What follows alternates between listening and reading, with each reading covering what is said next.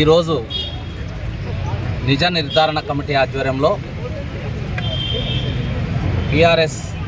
వ్యవస్థాపక అధ్యక్షులు శ్రీరాములు గారి అధ్యక్షతన వివిధ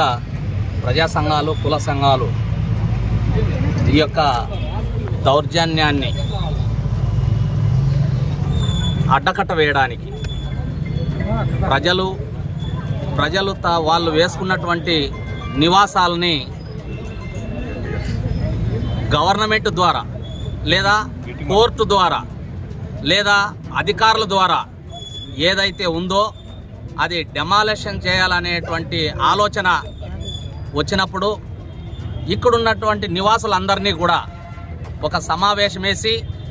వాళ్ళతో ఒప్పించుకొని వీళ్ళు ఎన్ని సంవత్సరాలుగా ఇక్కడ నివసిస్తున్నారు,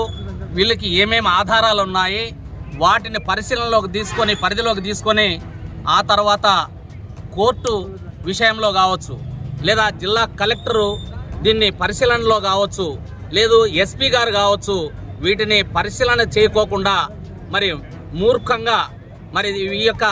నివాసాలను పడగొట్టడం దుర్మార్గం అని చెప్పి ఈ సందర్భంగా తెలియజేస్తున్నాం.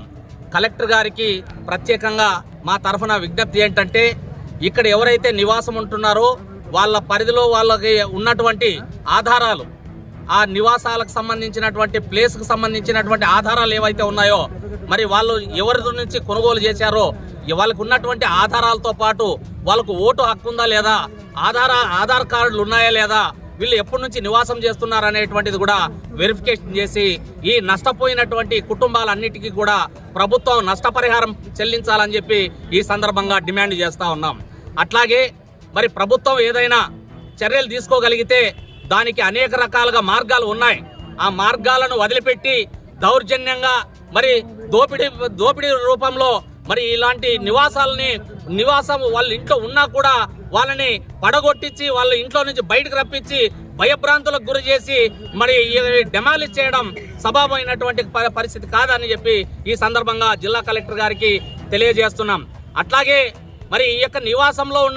ఈ ప్రాంతంలో ఉన్నటువంటి నివాసులందరూ కూడా ఈ రోజు మరి 69 సెంట్లు మాత్రమే, మిగతా మరి 4 ఎకరాల 40 సెంట్లు కూడా మరి ఈ రోజు దాన్ని కూడా డెమాలిషన్ చేయాలనేటువంటి ఆలోచనతో ఉన్నటువంటి వాళ్ళందరికీ కూడా హెచ్చరిక చేస్తా ఉన్నాం. ఏదైతే